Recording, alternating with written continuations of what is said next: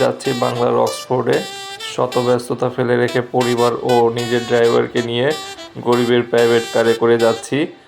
না গিয়ে কি আর উপায় আছে? লর্ড কার্জন সাহেবের গুরুতর তলব।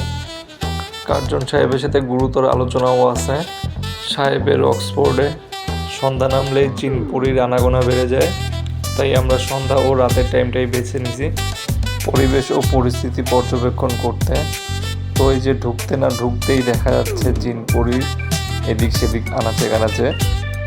দিনকে দিন হরহামাশাই এই উৎপাত বেড়েই চলেছে। থামাতেই হবে, বাড়াতে হবে আরও সোডিয়াম লাইটের আলো। তো চলেই আসলাম এদিক সেদিক আরও বেশি পরিদর্শন করে। এখন লর্ড কার্জনের সবাই ঢুকবো তার প্রাসাদে, কিন্তু দুঃখজনক বিষয়ে গিয়ে দেখি তিনি তার প্রাসাদে নাই। তালা দেওয়া বন্ধ দরজা দেখে আমরা ফিরে চলে আসতেছি এক এক করে। কার্যকর ব্যবস্থা একটু পরে নেওয়া হবে, তো সেই সময় পর্যন্ত ধৈর্য ধরতে হবে।